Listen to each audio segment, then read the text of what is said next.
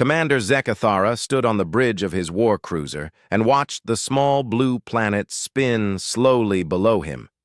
His four eyes tracked the primitive ships that moved between the planet and its single moon. The humans called this world Earth, and they had just been discovered by the Galactic Coalition 3 weeks ago. Zekathara had seen this same scene play out dozens of times before with other new species. First contact, evaluation, then integration into the greater galactic community. It was all very routine. The Catherian commander had fought in 17 different wars across the galaxy over his 300 years of life. His people were known as the greatest warriors in Coalition space. Their gray-scaled skin could stop most energy weapons, and their natural speed made them deadly in close combat. Zekathara had personally killed over 2,000 enemy soldiers in various conflicts. War was what his species did best, and it was what made them valuable to the Coalition. Today he was here as a military observer. The Coalition Council wanted detailed reports on every new species they encountered. They needed to know if these humans would be useful allies or potential threats. So far, the humans seemed harmless enough. Their technology was centuries behind most Coalition species. Their weapons were simple projectile devices that fired metal slugs. Their ships barely qualified as space-worthy and moved slower than most. Cargo vessels. Zekathara had read the initial contact reports. The humans had been found on a frontier world called New Montana, where they were mining basic metals. When the Coalition survey team landed, the humans had been excited rather than afraid. They immediately wanted to know about other species in the galaxy. They asked hundreds of questions about trade, technology, and culture. The survey team classified them as Category 3, which meant minimal threat level. A communication alert sounded on his bridge.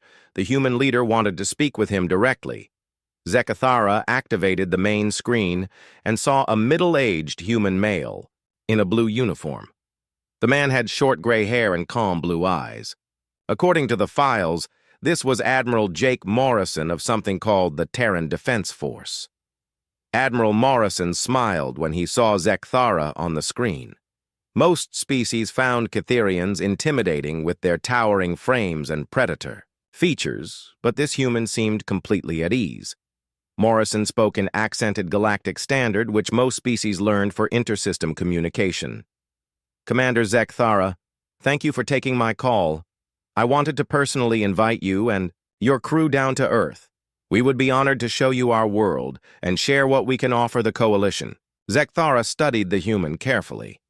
In his experience, most new species were either terrified of first contact or tried to appear more powerful than they actually were. Morrison did neither. He seemed genuinely friendly and confident without being aggressive. It was unusual behavior that made the Catherian curious. What exactly do you believe your species can contribute to the Coalition, Admiral Morrison? Zekathara asked in his deep, rumbling voice. Morrison's smile widened. We're excellent at solving problems, Commander. Humans have always been good at adapting to difficult situations. We learn fast and we work well with others. I think you'll find we can be very useful allies. Over the next several hours, Zekathara toured the human capital city. The buildings were primitive by galactic standards but showed efficient design. The humans had clean cities, functional transportation, and seemed to live in relative harmony, despite having over 200 different nations on their planet. Morrison explained that humans had only recently stopped fighting major wars against each other and were now focused on space exploration. What impressed Zekathara most was how quickly the humans grasped Coalition technology. The engineers and scientists he met asked intelligent questions and seemed to understand complex concepts after only brief explanations. Within days of receiving basic Coalition computer systems, the humans had figured out how to integrate them with their existing networks. The humans were also surprisingly generous. They offered to share their agricultural techniques, which produced food more efficiently than many Coalition worlds. They provided detailed star charts of their local space region. Most importantly, they volunteered to contribute soldiers and ships to coalition peacekeeping forces even though their military was small and poorly equipped. Admiral Morrison personally escorted Zekthara through their military facilities. The human soldiers were disciplined and professional, but used equipment that was hundreds of years behind coalition standard. Their tactics were basic, and their ships had no energy shields or advanced weapons. By any military measure, they were completely outclassed by even the weakest coalition species. Yet something about the humans puzzled Zekthara.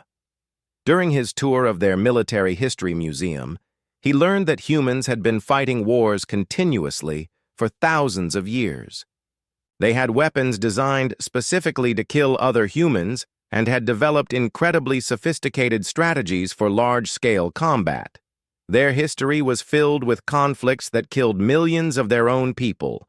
For a species that claimed to be peaceful, they certainly had extensive experience with violence. When Zekthara asked Morrison about this apparent contradiction, the Admiral's expression became more serious. "We learned the hard way that war solves very little, Commander. Humans are capable of terrible things when we fight each other. That's exactly why we're so eager to join the coalition. We want to use our energy for building things instead of destroying them." Zekthara filed his report 3 days later. The humans were classified as enthusiastic but harmless newcomers who could provide useful resources and basic military support. Their technology was primitive, their weapons were outdated, and their ships were slow. They posed no threat to coalition security and could be valuable trading partners.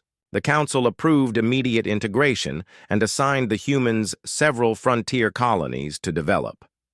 As his ship left Earth's orbit, Zekthara watched the blue planet fade into the distance. He had seen dozens of species join the coalition. Over the years, most followed predictable patterns of development and integration. The humans seemed destined for the same quiet, peaceful existence as other minor coalition members. They would mine asteroids, grow food, and provide basic support services while the major powers handled galactic security. Zekthara had no way of knowing that in just a few months, everything he thought he understood about warfare would be completely wrong. The emergency alert reached Zekthara while he was reviewing training reports in his quarters. Coalition Command was scrambling every available ship to respond to a massive attack on Kepler Station. The message was brief but alarming. 3 full Veltar battle groups had appeared without warning and were assaulting the border station. All coalition forces in the area were to respond immediately. Zekthara had fought the Veltar before and knew what this meant. The Veltar hegemony was the most ruthless empire in known space. They conquered worlds not just for resources, but for the pleasure of domination. Veltar soldiers were bred for cruelty, and their commanders took pride in breaking the spirits of their enemies. When they attacked a station like Kepler, they would kill all defenders and enslave the civilian population. It was their standard operating procedure, and they were very good at it. Kepler Station housed over 2 million beings from dozens of different coalition species. It served as both a major trading hub and a gateway to the frontier colonies. The station had basic defensive systems and a small security force, but nothing that could stand against 3 Veltar battle groups. By the time any relief force arrived, the Veltar would be long gone with their prizes. As his ship jumped to hyperspace, Zekthara calculated the timeline in his head. The attack had begun 6 hours ago. Even traveling at maximum speed, his fleet would need another 4 hours to reach Kepler Station. The Veltar typically needed only 8 hours to strip a station of valuables and process the survivors for slave markets. With any luck, some coalition forces might still be fighting when they arrived, but Zekthara expected to find smoking wreckage and empty space. The human colony on Kepler Station had been established just 2 months earlier. 50,000 humans had volunteered to help expand coalition presence in the frontier region. They brought their families and had started farms and workshops throughout the civilian sections. According to the reports, Admiral Morrison had personally selected the colonists and appointed a former military officer named Alex Carter to lead them. When Zekthara's fleet dropped out of hyperspace near Kepler Station, he prepared for the worst. Instead, he found something impossible. The Veltar battle groups were gone. Not retreated or regrouping, but completely destroyed. Debris from dozens of warships drifted in expanding clouds around the station. Energy signatures indicated massive explosions and weapons fire, but the station itself was still intact and transmitting, normally. Coalition Command was flooding the communication channels with confused reports from other ships arriving at the scene. No one understood what had happened. 3 Veltar battle groups represented over 60 heavy warships and 30,000 elite soldiers. Nothing at Kepler Station should have been able to stop them, much less destroy them completely. Zekthara docked his ship at the station and immediately headed for the command center. The corridors showed clear signs of recent fighting. Blast marks covered the walls, and emergency repair teams were still working to restore damaged systems. But the station was operational, and civilians were moving freely through the passages.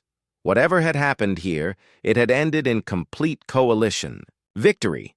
The command center was controlled by humans. Alex Carter stood at the central console coordinating repair efforts, while human technicians monitored station systems. Carter was a compact man with gray hair and steady hands. He wore simple work clothes stained with grease and what looked like blood. When he saw Zekthara approaching, he looked up with tired eyes. "Commander Zekthara, I assume.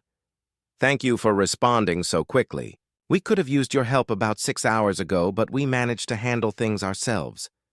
Zekthara stared at the human in disbelief. "You handled 3 Veltar battle groups by yourself?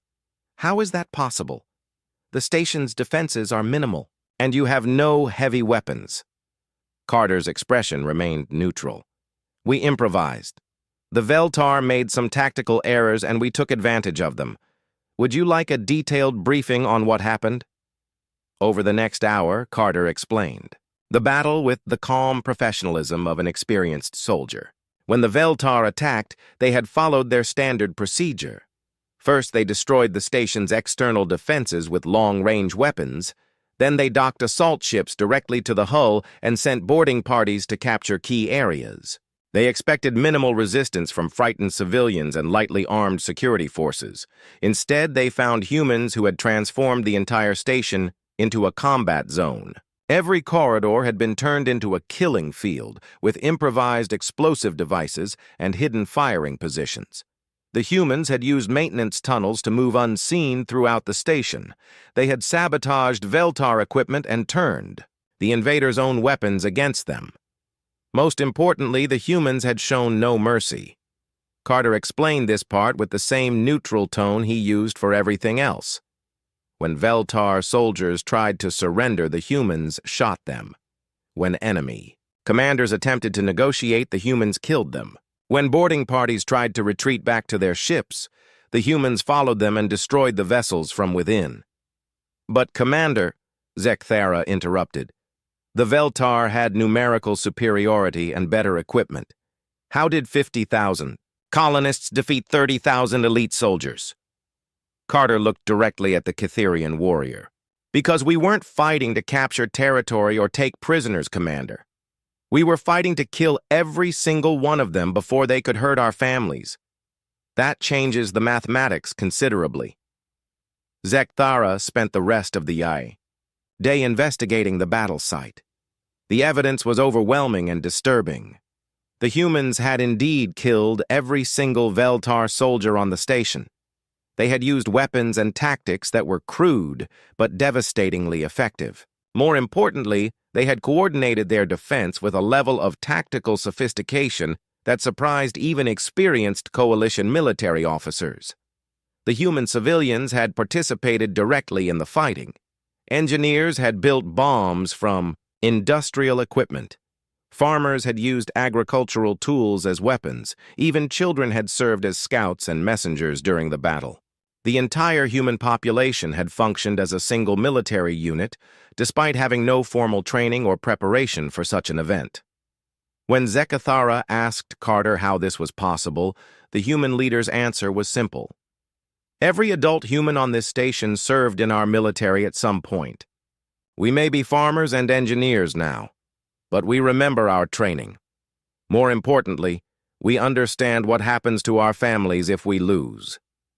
The final piece of evidence came from the Veltar flagship, which had been captured intact. Human boarding. Parties had fought their way through the entire ship and killed the crew in hand-to-hand combat.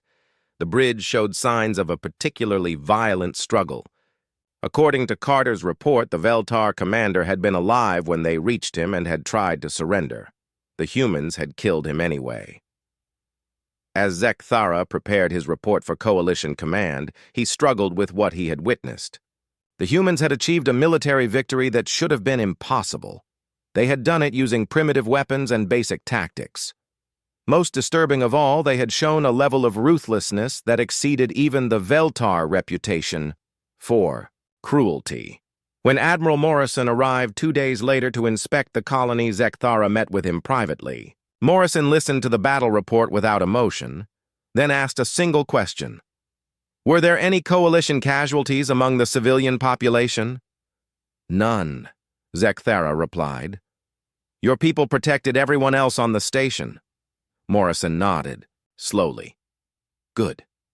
That's what they were supposed to do. As Morrison prepared to leave, Zekthara had to ask the question that had been bothering him since the battle ended. Admiral, your people showed no mercy to the Veltar.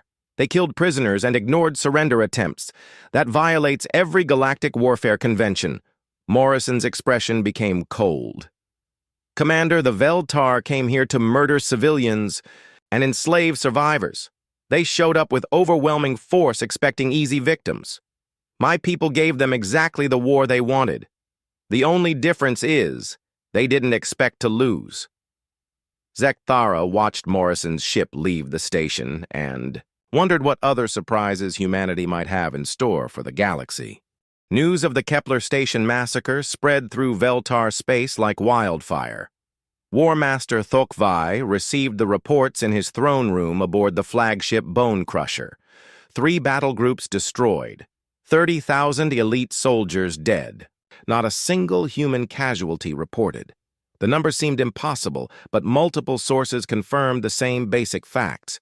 A handful of primitive colonists had annihilated the largest Veltar assault force assembled in decades.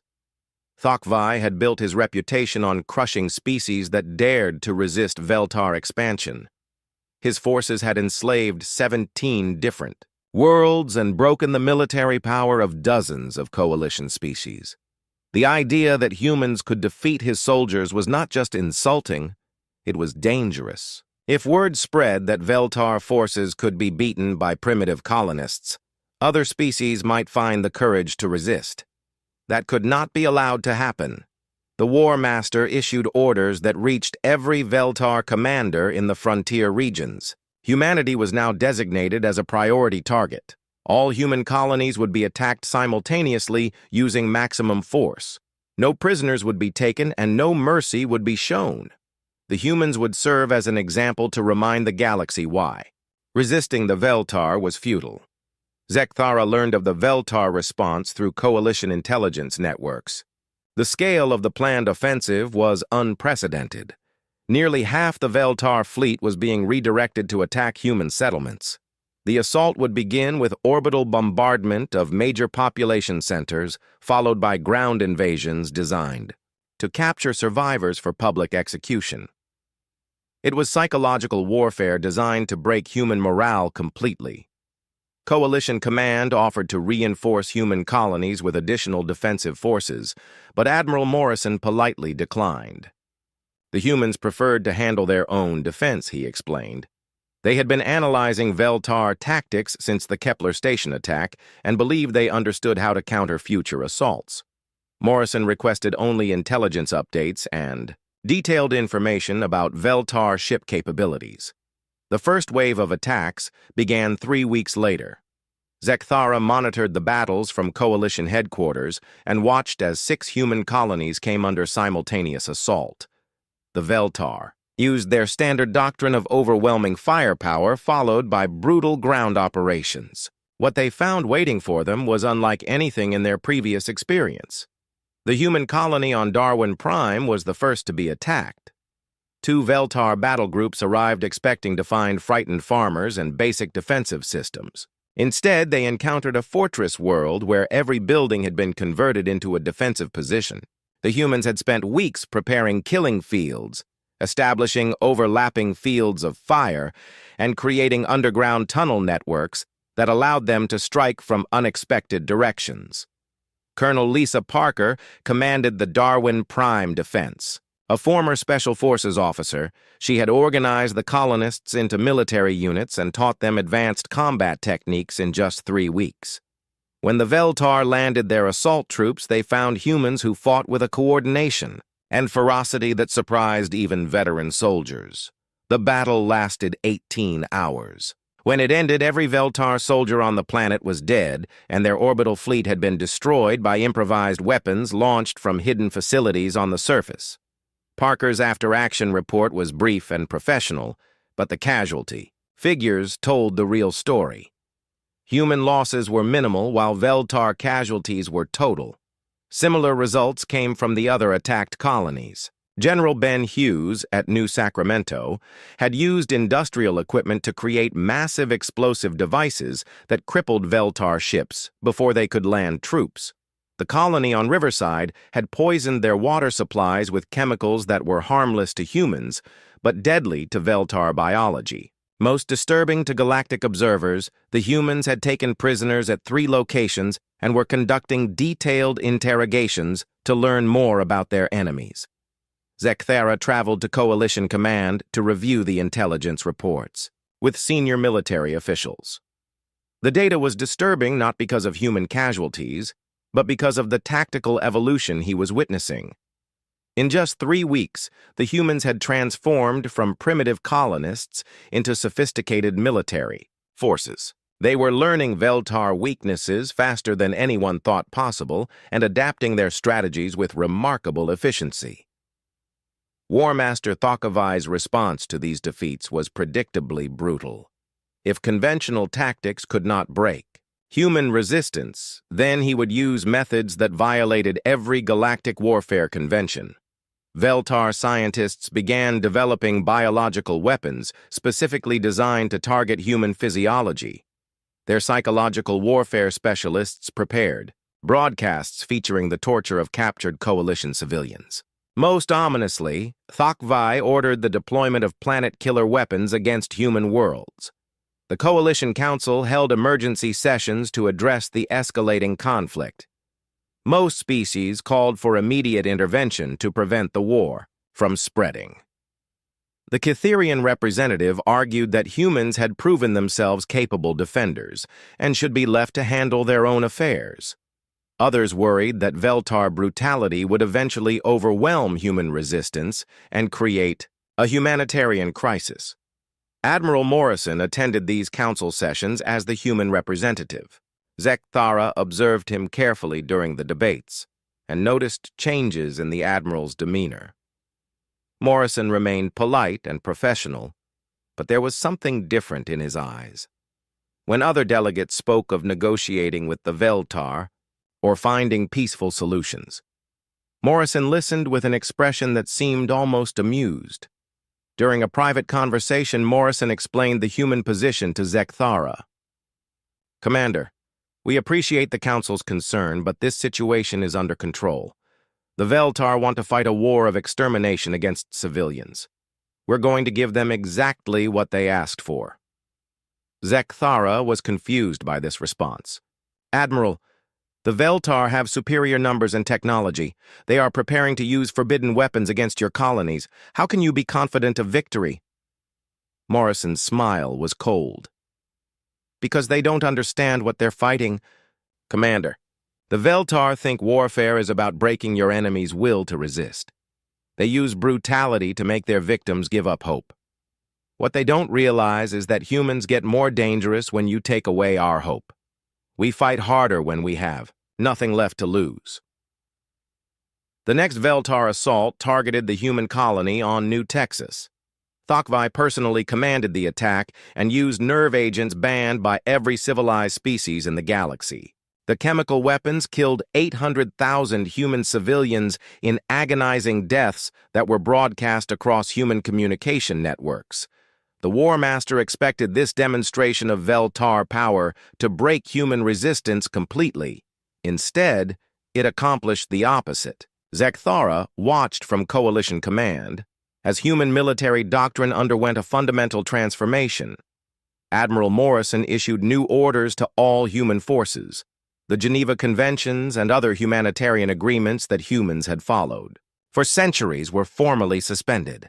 All captured Vel-Tar personnel would be transferred to special facilities for enhanced interrogation.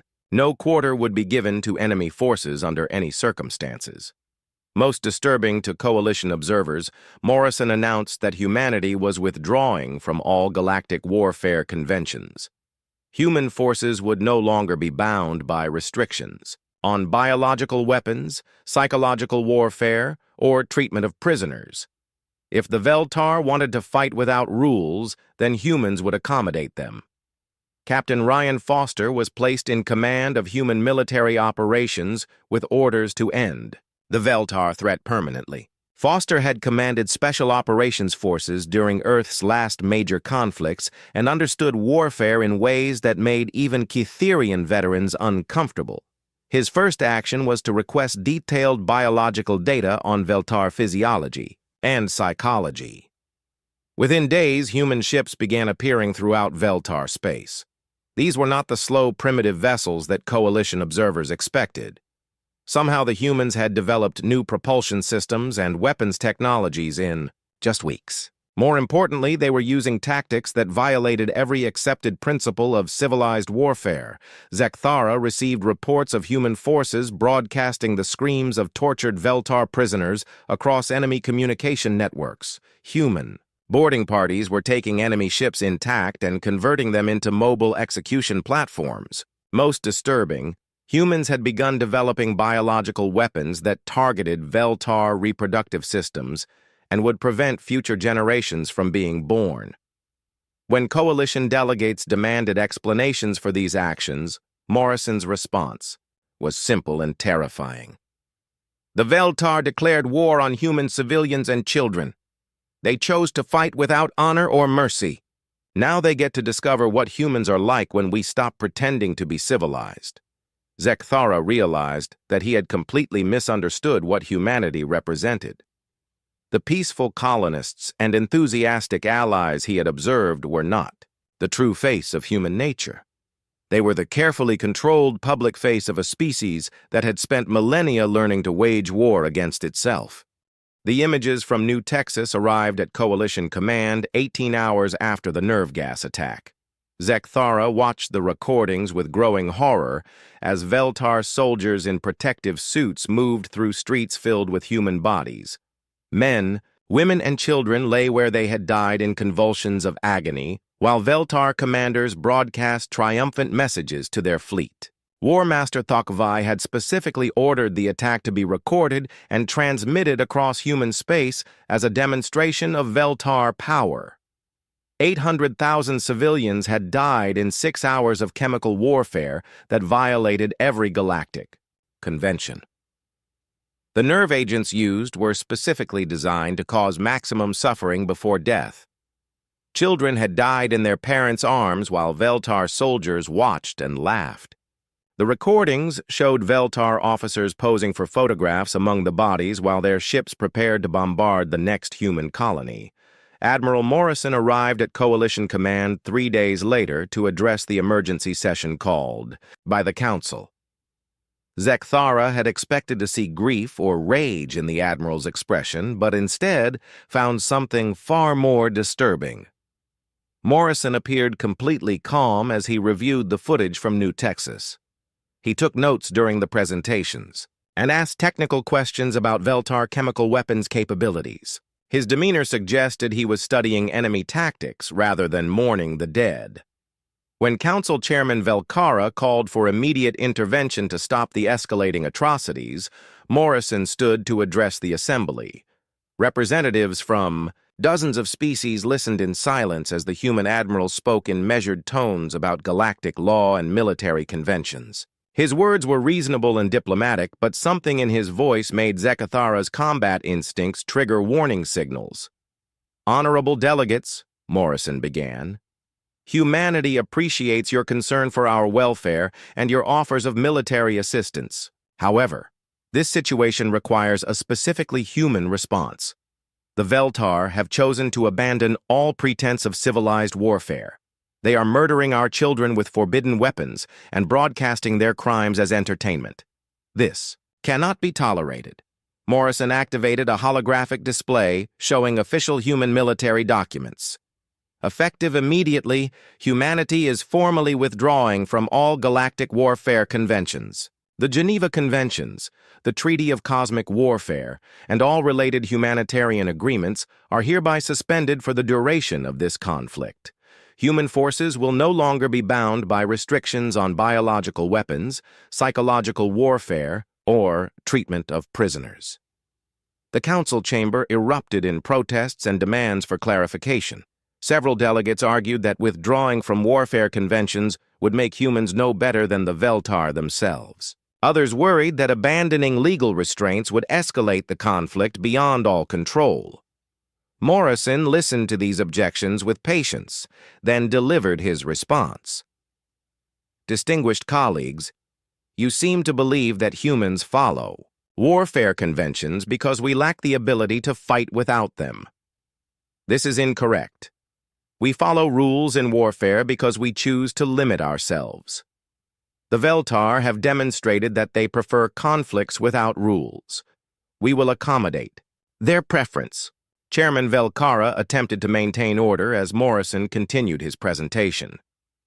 "The Veltar leadership believes they understand warfare because they have conquered primitive species and enslaved defenseless populations. They measure their success by the suffering they inflict rather than the objectives they achieve. This is a fundamental misunderstanding of what war actually represents." Morrison's expression became colder as he reached the core of his message. "War is not about causing pain or demonstrating dominance. War is about imposing your will on an enemy who refuses to accept it voluntarily. The Veltar want to fight a war of extermination against human civilians. They have made their choice. Now they will discover what happens when humans decide to win at any cost." Zekathara felt his warrior instincts react to something dangerous in Morrison's tone.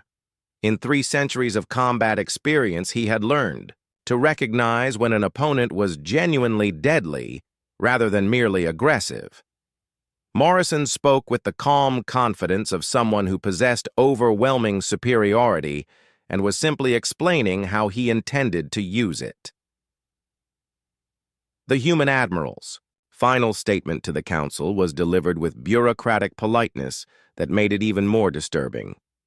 "Humanity formally notifies the coalition that we will no longer observe restrictions on our military capabilities. Any species that continues to trade with or support the Veltar hegemony will be considered hostile to human interests.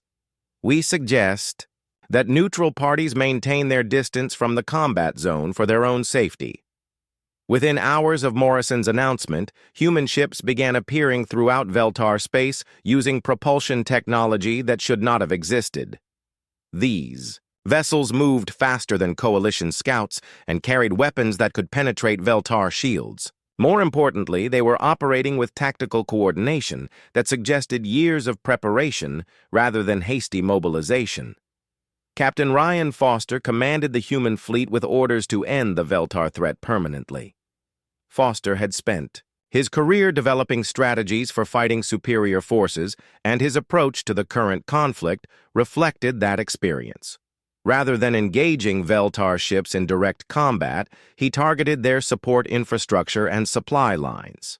Veltar fleets found themselves stranded without fuel or reinforcements, while human forces methodically destroyed their ability to continue fighting. The psychological warfare that humans employed was unlike anything the galaxy had seen before. Foster's forces captured Veltar communication networks and broadcast the sounds of dying soldiers across enemy space. Veltar officers woke to find their personal quarters filled with recordings of their own screams from interrogation sessions. Most disturbing, Humans began using Veltar family structures against them by threatening biological warfare against their breeding colonies. Zekthara monitored these developments from Coalition Command and realized that human military doctrine had evolved far beyond what anyone had anticipated. The primitive colonists who had defended Kepler Station had been replaced by sophisticated forces that understood warfare at levels that challenged even Cytherian tactical thinking. More importantly, the humans were demonstrating capabilities. That suggested they had been preparing for large-scale conflict long before joining the coalition. Major Katie Wells led human ground forces that specialized in what they called total warfare. Wells had developed techniques for breaking enemy morale that went far beyond conventional psychological operations. Her forces would capture Veltar installations intact, then convert them into broadcasting stations that transmitted the interrogation and execution of prisoners to other enemy units. The goal was not just military victory, but complete psychological destruction of Veltar fighting capacity. The biological weapons that humans developed targeted Veltar physiology with surgical precision. Rather than creating simple toxins that killed quickly, human scientists designed organisms that caused prolonged suffering while broadcasting the victim's location to nearby forces. Veltar soldiers began surrendering not to avoid death, but to avoid the specific types of death that humans had created for them. Commander Dan Foster, Ryan's younger brother, specialized in what humans called mercy warfare.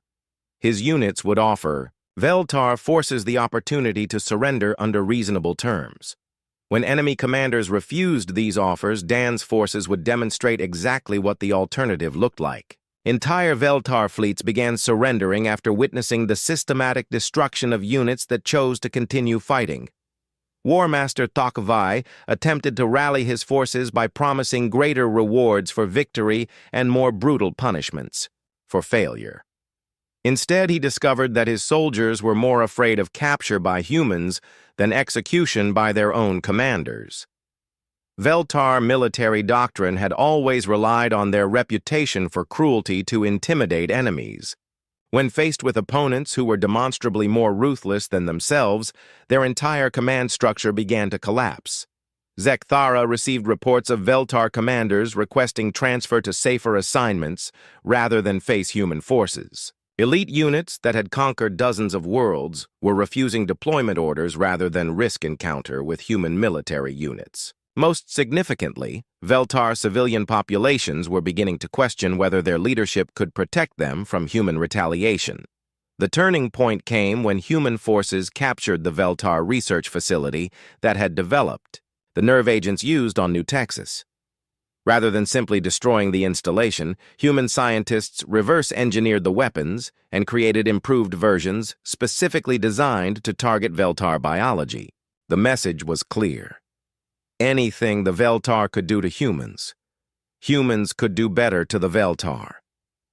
When Zekthara reviewed the intelligence reports from this operation, he finally understood what Morrison had meant about humans choosing to limit themselves. The speed and sophistication of human weapons development suggested capabilities that had been deliberately hidden.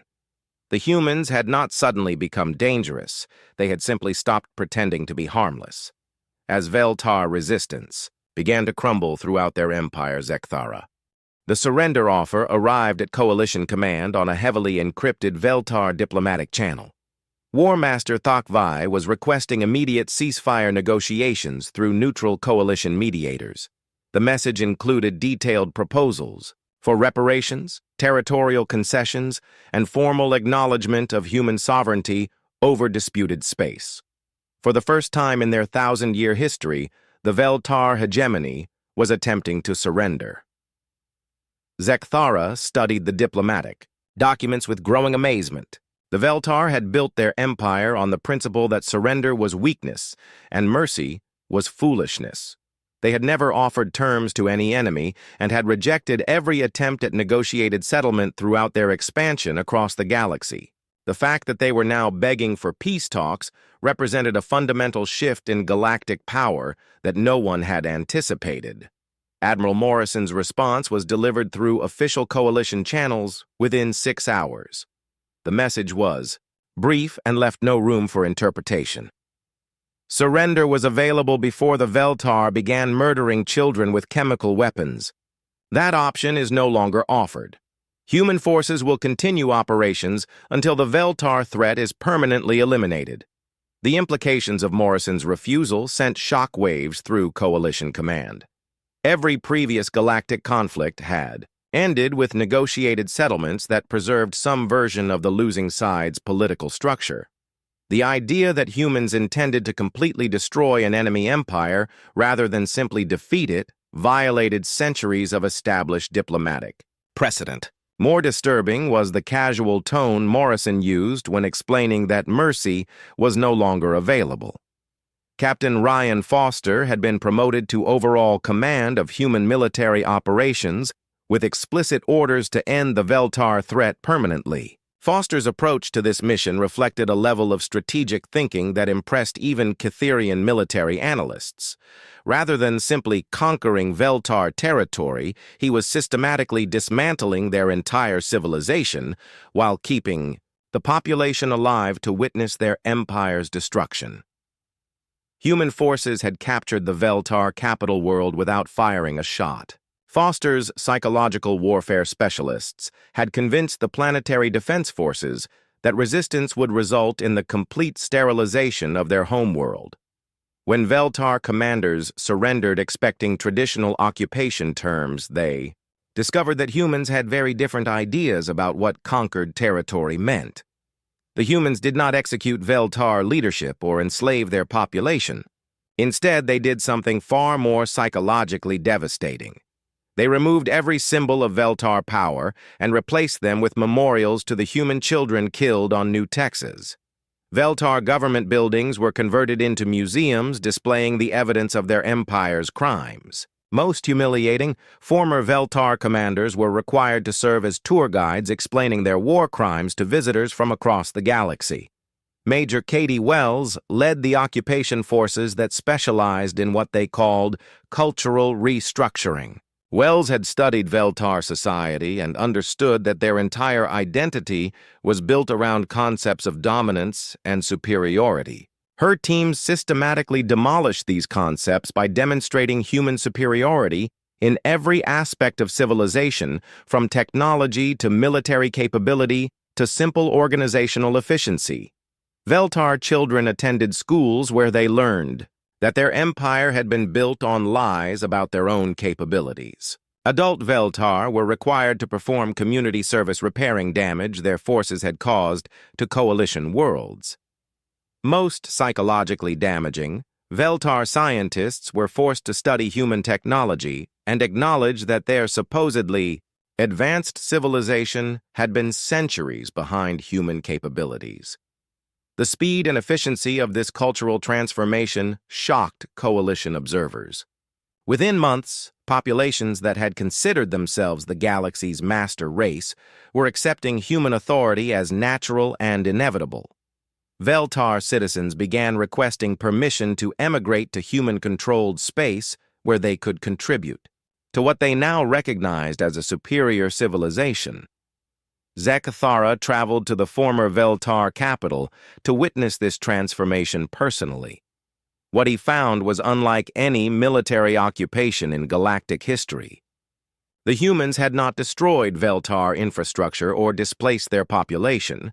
Instead, they had simply demonstrated so completely that human civilization was superior that Veltar resistance collapsed from within. Commander Dan Foster explained the occupation strategy during a briefing for coalition observers. We could have killed every Veltar in the galaxy, and that would have ended the immediate threat. But dead enemies sometimes become martyrs for future generations. Defeated enemies who acknowledge their defeat become permanent examples of why resistance is futile. The psychological impact of Veltar defeat was spreading throughout the galaxy faster than news of their military collapse. Species that had planned aggressive expansion were quietly canceling their military buildups. The Xanth Collective had withdrawn their invasion fleets from border regions. Even the proud Hrek Empire was requesting diplomatic meetings to clarify their relationship with human space. Most significantly, Catherian warhouses were debating whether their traditional warrior culture needed fundamental revision. If humans could defeat the Veltar so completely using methods that Catherians had never considered, then perhaps there were aspects of warfare that his people had failed to understand.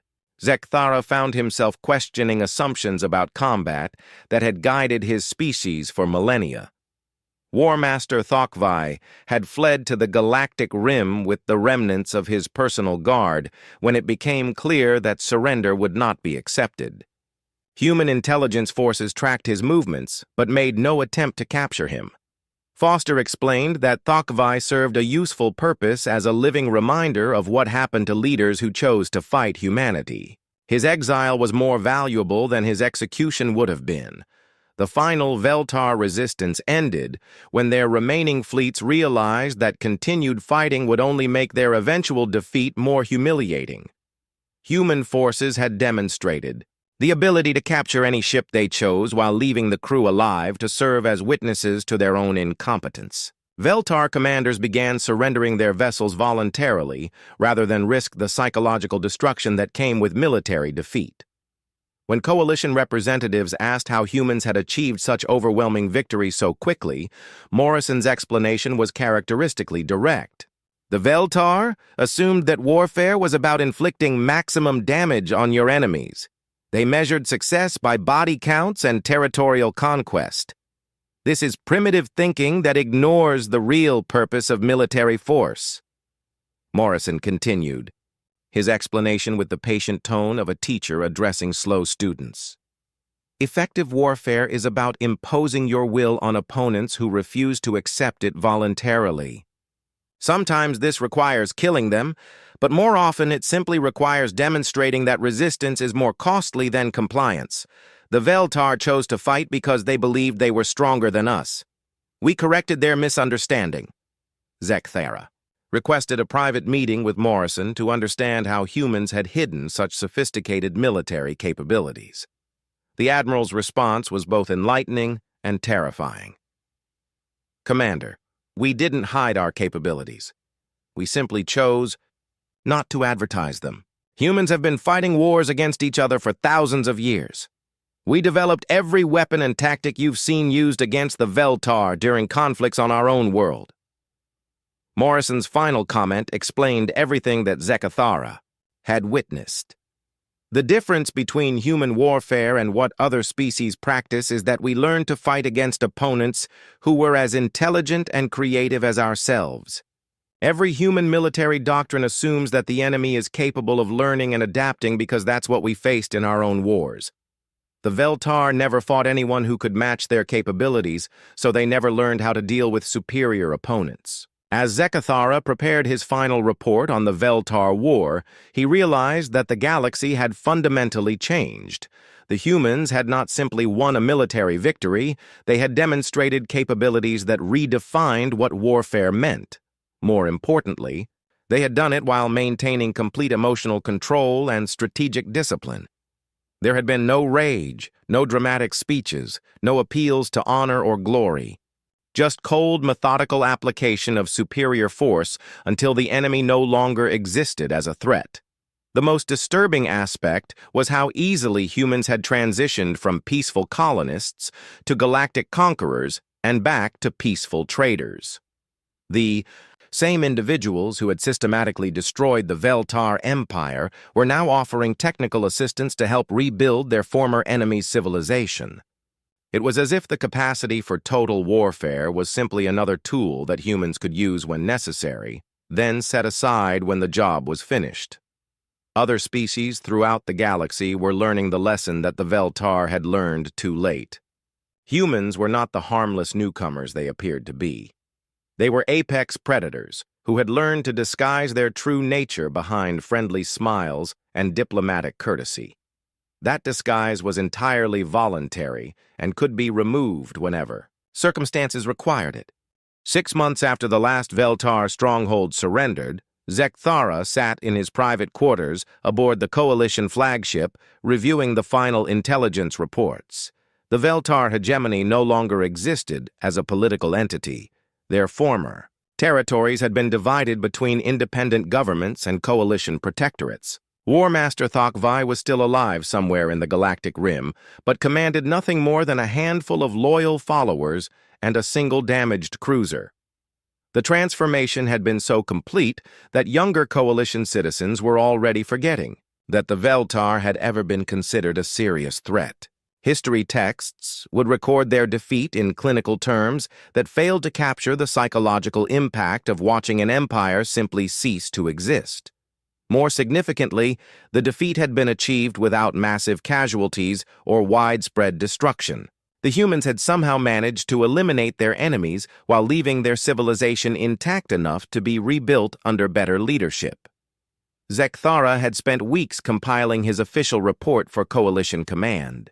The document would become required reading for military officers throughout Coalition space because it challenged fundamental assumptions about warfare that had guided galactic thinking for centuries. Most importantly, it forced military planners to reconsider what they thought they knew about human capabilities and intentions. The statistical summary was remarkable enough. Human forces had destroyed 3 battle groups at Kepler Station, defeated simultaneous attacks on 6 colonies, captured the Veltar capital without significant resistance, and occupied their entire empire in less than 4 months. Enemy military casualties were estimated at over 2 million, while human losses remained classified but were believed to be minimal. More impressive than the casualty figures was the speed of cultural transformation in former Veltar space. Populations that had considered themselves the galaxy's master race were now cooperating enthusiastically with human administrators. Former Veltar scientists were contributing to coalition research projects, while their military officers served as advisors, helping other species understand the strategic mistakes that had led to their empire's collapse. The psychological impact extended far beyond former Veltar territory. Species throughout the galaxy had quietly revised their military doctrines and diplomatic strategies to account for human capabilities. The Xanth Collective had formally requested friendship treaties with humanity. The Rek Empire was negotiating technology-sharing agreements. Even proud warrior cultures like the Kitherians were acknowledging that humans represented a new paradigm in galactic military thinking. Admiral Morrison had returned to Earth after the war ended and resumed his role as head of the Terran Defense Force. His transition from galactic conqueror back to peaceful administrator was so seamless that it seemed almost casual.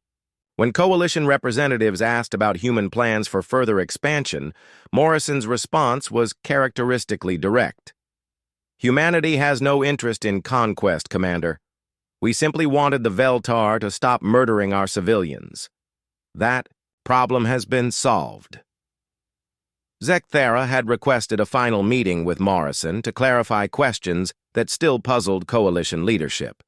The conversation took place in Morrison's office on Earth, overlooking the same blue oceans that Zekthara had observed during first contact. The contrast between the peaceful setting and the recent demonstration of human military power was deliberately ironic. "Admiral," Zekthara began, "Coalition analysts are still trying to understand how humans developed such sophisticated military capabilities so quickly. Your species went from primitive colonists to galactic superpower in less than 6 months. How was this possible?" Morrison's smile was genuinely amused. "Commander, I think you're misunderstanding the timeline. Humans didn't develop these capabilities recently. We've had them for centuries. The question isn't how we became dangerous so quickly, but why we spent so long pretending to be harmless." The Admiral gestured toward historical displays that showed Earth's military history. "My species fought 2 world wars that killed over 100 million people. We developed nuclear weapons capable of destroying our own planet. We created biological and chemical weapons that could eliminate entire populations.